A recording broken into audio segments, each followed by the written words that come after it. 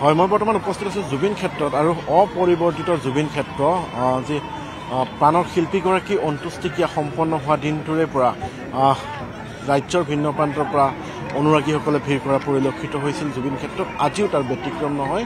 ৰাজ্যৰ ভিন্ন প্ৰান্তৰ পৰা আজিও অনুৰাগীসকল জুবিন ক্ষেত্ৰত আহি উপস্থিত হৈছে আৰু এইখিনিতে উল্লেখ কৰিব লাগিব যে কেৱল ৰাজ্যৰে যে আহিছে তেনে নহয়, বহিৰাজ্যৰ পৰাও বহু অনুৰাগী এই স্থানত আহি প্ৰাণৰ শিল্পীগৰাকীলৈ শ্ৰদ্ধাঞ্জলি নিবেদন কৰিছিল।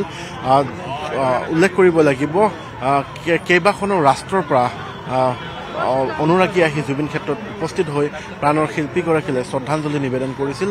সমান্তৰালকৈ আজিও তাৰ ব্যতিক্ৰম নহয়। আজিও দেশ তথা ৰাজ্যৰ ভিন্ন প্ৰান্তৰ পৰা অনুৰাগীসকল জুবিন ক্ষেত্ৰত আহিছে আৰু তেওঁলোকে শ্ৰদ্ধা নিবেদন কৰিছে। কিছু মুহূৰ্তৰ আগত গৰিমা শইকীয়াগাৰ জুবিন ক্ষেত্ৰত আহি উপস্থিত হৈছিল। আমি সেই দৃশ্য দেখুৱাইছিলোঁ নিউজ 18 অসম নৰ্থ ইষ্টত। আৰু বৰ্তমানো জুবিন ক্ষেত্ৰত নাম প্ৰসংগ চলি আছে। সমান্তৰালভাৱে অনুৰাগীয়ে চাকি ধূপ বন্তি জ্বলাইছে আৰু তেওঁলোকেও আচলতে ইয়াত সমবেত হৈ জয় জুবিন দাত শুনি দিছে একাংশই আৰু যি ক'ব লাগিব মায়াবিনী পৰিৱেশন কৰিছে, মায়াবিনী গাইছে। তেনেধৰণৰ আৰু স্থানীয় লোকসকলে দেখুৱাইছোঁ, আমি ভিডিঅ' জাৰ্নেলিষ্ট অঞ্জনক দেখুৱাবলৈ অনুৰোধ জনাইছোঁ।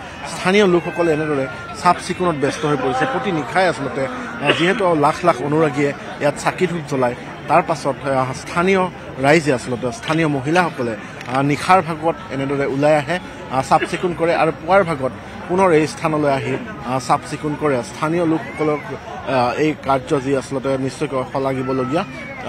ৰাজ্যৰ ভিন্ন প্ৰান্তৰ পৰা এইসকল যি অনুৰাগী আহি এই স্থানত চাকি ধূপ জ্বলায়, তেওঁলোকে আচলতে গুচি যোৱাৰ পাছতো আচলতে স্থানীয় ৰাইজে নিজৰ দায়িত্ব হিচাপে পালন কৰে যে স্থানডোখৰ জুবিন ক্ষেত্ৰখন চাফ চিকুণৰ ক্ষেত্ৰত আচলতে ব্যৱস্থা গ্ৰহণ কৰিব লাগে।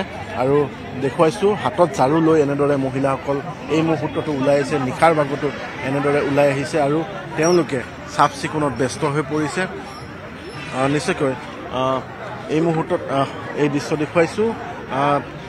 পূৰ্বতেও আমি দেখুৱাইছিলোঁ যে অনুৰাগীসকল যেনেদৰে আহে, হাজাৰ হাজাৰ অনুৰাগী আচলতে এই মুহূৰ্ততো ক'ব লাগিব হাজাৰ হাজাৰ অনুৰাগী প্ৰতি মুহূৰ্ততে প্ৰাণৰ শিল্পীগৰাকীক আৱৰি ৰাখে।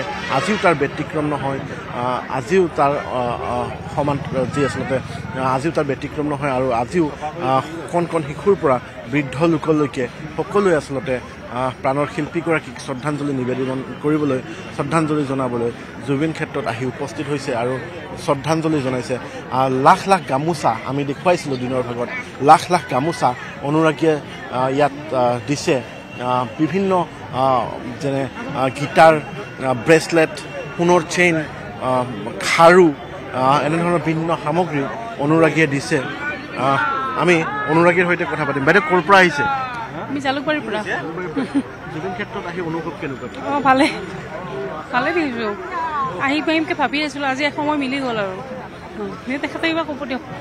নিশ্চয়কৈ কি ক'ব জুবিন ক্ষেত্ৰত আহি অনুভৱ কেনেকুৱা?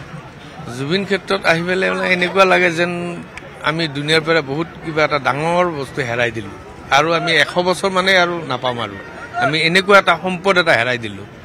এয়ে আৰু মানে দুগতে আৰু আমি কি বুলি ক'ম। আৰু অনুৰাগী আছে, আমি তেওঁলোকৰ জ্যেষ্ঠ লোক আছে, তেওঁলোকৰ সৈতে কথা পাতিম। ক'ৰ পৰা আহিছে জুবিন ক্ষেত্ৰত আহি কেনেকুৱা অনুভৱ, কি ক'ব?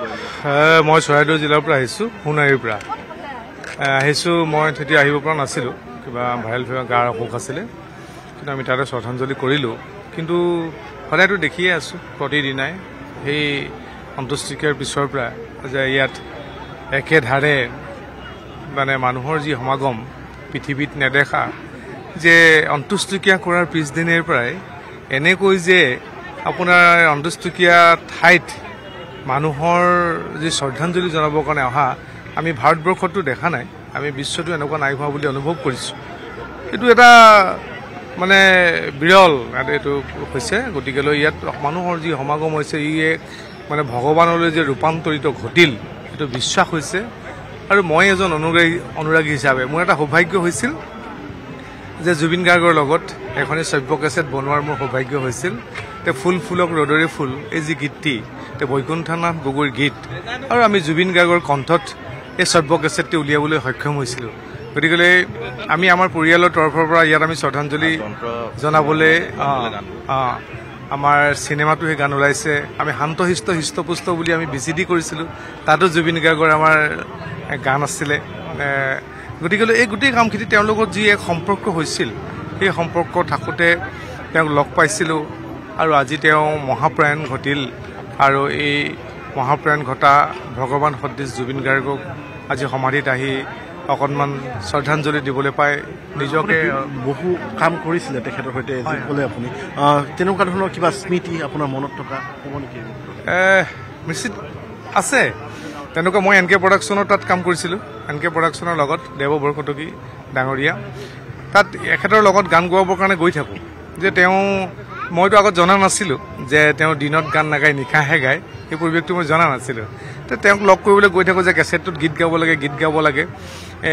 তেতিয়া মানে দেৱ বৰকটকী ডাঙৰীয়াই এদিন কৈছে যে উৎপল সদায় আহি আছে মোৰ নাম উৎপল গগৈ যে উৎপল সদায় আহি আছে তুমি কেছেটটো গানকেইটা গাই নিদিয়া কিয় অন্তৰালত তেওঁৰ অলপ স্বাৰ্থ আছিল যে তেওঁ কেইটামান গান আছিলে যে সেইদিনা আজি গানকেইটা ইয়াৰ গানৰ লগতে আমিও গানটো উলিয়াই লওঁ তেওঁ ফটকৈ উঠিলে জুবিন গাৰ্গ ডাঙৰীয়া দেৱ তই গাই দেচোন গানকেইটা চাওঁ তই গাই দে গানকেইটা পাৰিবিনে ফটকৈ তই গাই দেচোন মোৰ হৈ গাই দে কি কথাবোৰ কৈ থাকোঁ হয় মই জানো নহয় কেতিয়া গান গাব লাগে বুলি ওলাই গুচি গ'ল তাৰমানে এটা গান গাবৰ কাৰণে প্ৰস্তুতি বা গান গাবৰ কাৰণে প্ৰস্তুত কেনেকৈ হ'ব সেই তেওঁহে জানে কোনটো সময়ত তেওঁ গীত গাব বোলে কোনোবাই কৈ দিলে এতিয়া গান এটা গা দে বুলি ক'লে তেওঁ গীতটো নাগায় গতিকে তেনেকুৱা কথা এটা সুন্দৰ সময়ত তেওঁ সুন্দৰভাৱে গীতবিলাক মানে বাণীবদ্ধ কৰিছিলে এই কথাখিনি তেওঁ সন্মুখৰ পৰা মই লগ পাই মানে গম পাইছিলোঁ ভাল লাগে সেই সান্নিধ্যবিলাক ক'ৰবাত গ'লে লগ পাওঁ তেওঁৰ মিউজিকেল শ্ব'বিলাকত আমি যাওঁ তেনেধৰণৰ এটা সম্পৰ্ক গঢ়ি উঠিছিল আৰু সঁচাই মই আনন্দিত এইকাৰণে